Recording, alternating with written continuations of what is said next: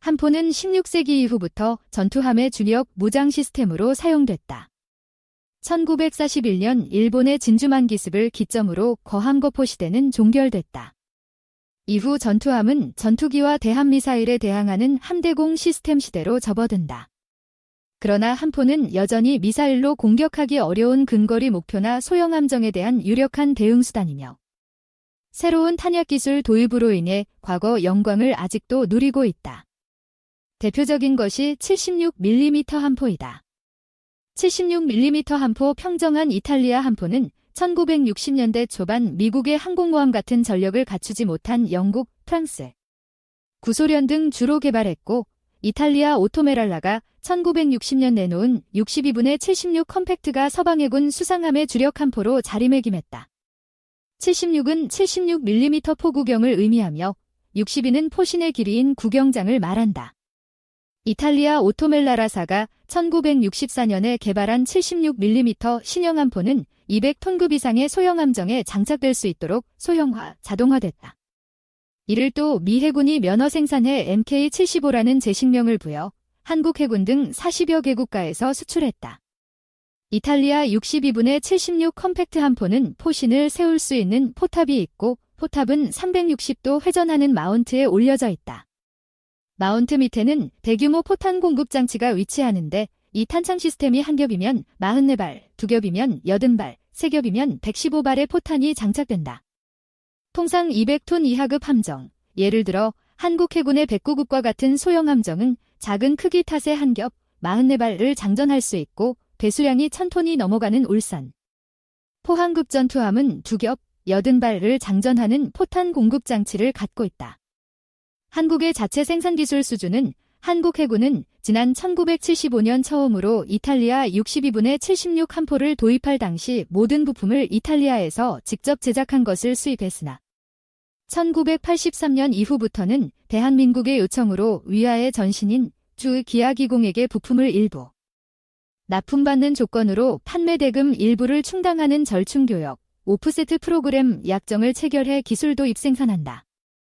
이탈리아 오토멜라라는 이를 위해 회전구동장치, 고각구동장치 등의 분해 조립 도면과 기술을 제공했으며 양해각서와 부속사업계획은 비밀로 취급되며 절충교역 이행에 필요한 제3자에게만 제공한다는 비밀보호 약정 등을 체결했다. 하지만 핵심 장치의 유지 보수에 대한 많은 문제점이 지적돼 왔다. 이에 위아 주은 5인치 함포의 기술 도입 생산으로 독자 개발 기반을 갖추게 되고 중장기적으로 고속정, 호위함, 구축함, 중상륙정 등의 탑재해 대함 및 대공 방어용으로 운용하기 위해 한국형 76mm 함포 개발을 수행하게 된다.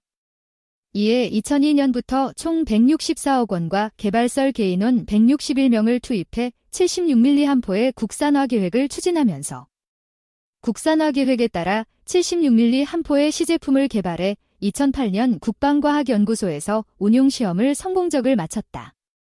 현재 위아에서 개발한 함포는 기존의 이탈리아 함포에 비해 발사율이 분당 80발에서 100발로 향상시켰으며 스텔스 기능 및 360도 회전이 가능하다는 장점을 지니고 있다.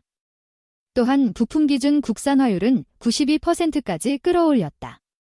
이에 이탈리아 오토멜라라사는 한국이 비밀협정을 깨고 대여한 함포를 역설계해 15개 핵심 부품을 복제하거나 제공된 도면을 시제품에 이용했다면 생산 판매 등을 중단시켜달라고 청구한 것이다.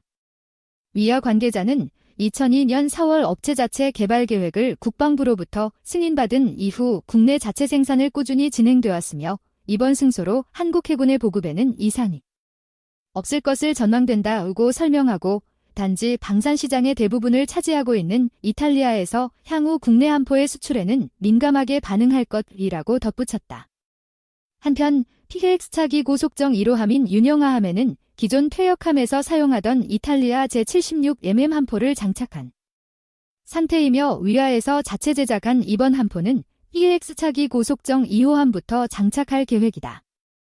이 권홍우 선임기자의 무기 이야기 76mm 함포의 유도로켓 더 강하고 빨라진 신형 고속정 뜬다. 해군이 3세대 고속정 시대에 접어들었다.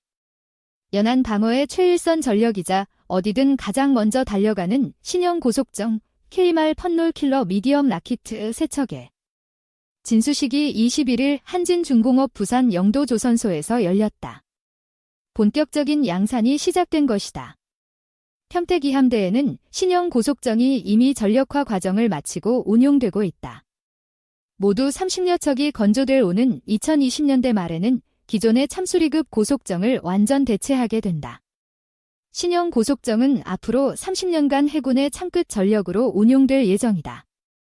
해군의 고속정은 한국의 방위산업 역사에서도 각별한 의미를 갖고 있다. 함정 국산화의 시발점이기 때문이다. 기러기급 고속정으로 시작된 함정 국산화 울산급 호위함과 포항급 초계함이 국산 함정의 상징으로 여겨지고 있으나 실제는 고속정이 원조다.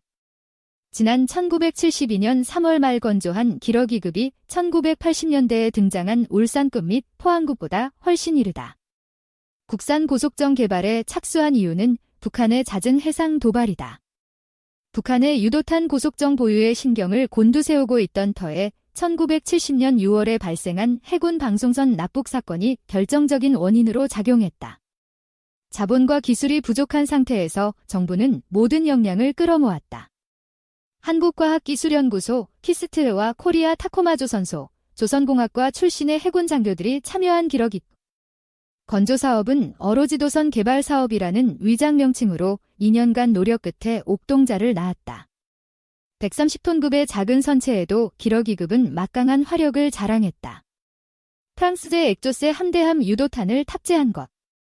액조세 미사일 2발 외에 40mm 함포 1문과 12.7mm 기관총 2점을 달았다. 미사일 고속정이 최고 전력이던 시절 다만 기러기급 건조는 2척으로 끝났다. 미국의 기술 원조로 건조한 109급 미사일 고속정에 밀렸다. 미국 애슈빌급 미사일 고속정을 면허 생산한 268톤급 109급은 스탠더드 함대함 미사일, 하픈 함대함 미사일로 교체를 장착한 데다 속도 시속 40노트까지 빨랐다.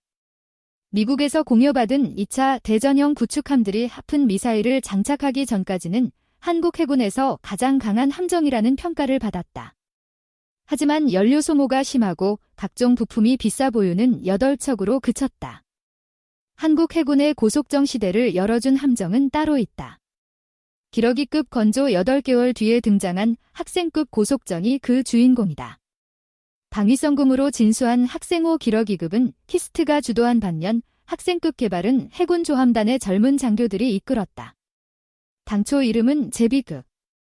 배수량이 80톤으로 가볍지만 빠르다는 뜻이 담겼다. 물찬 제비처럼 이 배는 시험 운전에 시속 41노트를 기록해 승조원들은 프로펠러 선박 중에서 가장 빠른 배를 몬다는 자부심을 가졌다고 전해진다. 제비급이라는 이름은 곧 학생급으로 바뀌었다. 학생급 1, 2호정을 개발하고 건조하는데 전국 800만 학생과 20만 교직원들의 방위성금 4억 5천만 원이 들어갔다. 학생급은 1978년 말까지 모두 25척이 건조되며 한국 해군의 본격적인 고속정 시대를 열었다. 108척이나 건조된 참수리급은 독보적인 함정이다.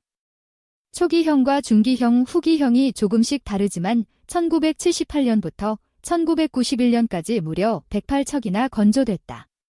단일 함정으로는 서방 진영에서 가장 많이 건조된 함정으로 손꼽힌다. 참수리급은 다른 해군에서도 찾아볼 수 있다. 방글라데시 4척, 동티모르 3척, 카자흐스탄 3척, 가나 1척, 필리핀 8척 등이 무상 또는 척당 100달러라는 상징적 수입 가격에 한국 해군에서 퇴역한 참수리급을 가져갔다. 해군은 건조 물량의 절반 이하인 50척을 운용하고 있다. 오는 2020년대 말까지는 전량 도태할 예정이다. 1세대 고속정인 학생급과 기러기급의 완전 퇴역에 이어 2세대 고속정인 참수리급도 퇴역 절차를 밟고 있다. 다만 3세대인 신형 고속정이 완편될 때까지 현역 자리를 지킬 수밖에 없다. 훨씬 강력해진 신형 고속정의 성능은 이전 참수리급과 비할 바가 아니다. 연평해전에서 드러난 참수리급의 한계를 넘기 위해 보다 강해지고 빨라졌다. 덩치도 230톤으로 130에서 150톤급인 참수리급보다 커졌다. 신형 고속정의 한 번은 211정으로 옛 기러기급 한 번을 물려받았다. 기러기에서 부활한 신형 고속정은 무엇보다 펀치가 강력하다.